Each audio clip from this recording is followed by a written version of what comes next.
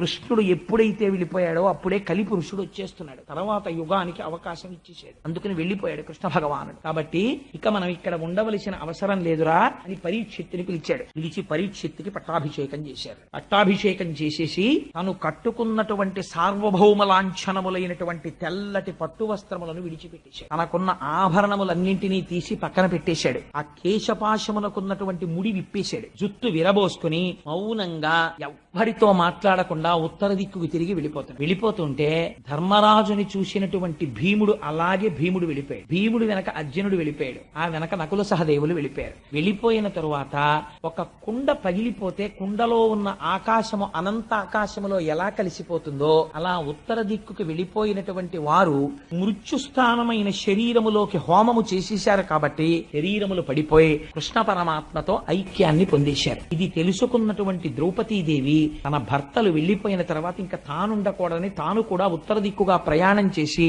ఆవిడ కూడా శరీరాన్ని విడిచిపెట్టేసింది. పరీక్షిత్ మహారాజు సార్వభౌముడై మహారాజై దేశాన్నంతటినీ కూడా ఎంతో సంతోషంగా ఎంతో సుభిక్షంగా పరిపాలిస్తున్నాడు. పాండవులు పరిపాలించిన నాడు, ధర్మరాజు పరిపాలించిన నాడు దేశం ఎంత శోభతో ఎంత కళ్యాణప్రదంగా ఉందో అంత ఆనందంగా దేశం అంతా ఉంది. ఎక్కడ చూసినా 3 పువ్వులు 6 కాయలు, నెలకి 3 వానలు, ఎక్కడ ధర్మమునకు లోపమన్నది లేదు. ఎన్నో దిగ్విజయ యాత్రలు చేశాడు. తన మేనమామ గారు ఉత్తరుడు, ఆ ఉత్తరుడు యొక్క కుమార్తె అయినటువంటి ఇరావతిని వివాహం చేసుకున్నాడు. 4 కుమారుల్ని కన్నాడు. అందులోనే జనమేజయుడు కూడా సర్పయాగం చేసినవాడు. జనమేజయుడు వంటి గొప్ప కొడుకుల్ని కన్నాడు. తాను జయించనటువంటి రాజ్యం లేదు. కురు, బాహ్లిగా మొదలైనటువంటి దేశాలు, కురు, పాంచాల, కోసల, కాశీ, వజ్జి, మల్ల, అంగ, మగధ, వత్స, మచ్చ, చేది, అవంతి, గాంధార, కాంభోజ, సౌరాష్ట్ర, ఆశ్వక మొదలైన రాష్ట్రములన్నింటినీ జయించాడు. జయించి ఏకఛత్రాధిపత్యంగా విశాలమైనటువంటి సామ్రాజ్యాన్ని తన యొక్క ఆ పతాకపు ఛాయలలో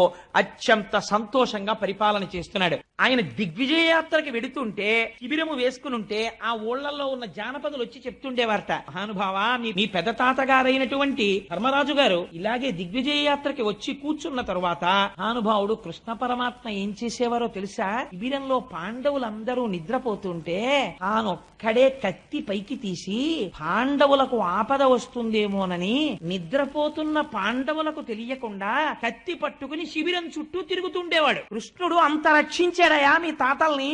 అదే కృష్ణుడు ఆరాధ్యం చేస్తుంటే పాండవ మధ్యముడైనటువంటి అర్జునుడు ఒక్కొక్కసారి పిలవడం కోసమని తన పాదంతో డొక్కలో ఇలా తన్నాడు. తంతే వెనక్కి తిరిగి చూసి ఫల్గుణ ఏ రథం ఎటు తిప్పాలి అని అడిగేవాడు. అర్జునుడిని పిలిచి బావా అని హాస్యం ఆడేవాడు. అలహస్తీశ్వర శతకంలో ధూర్జటి పొంగిపోతాడు.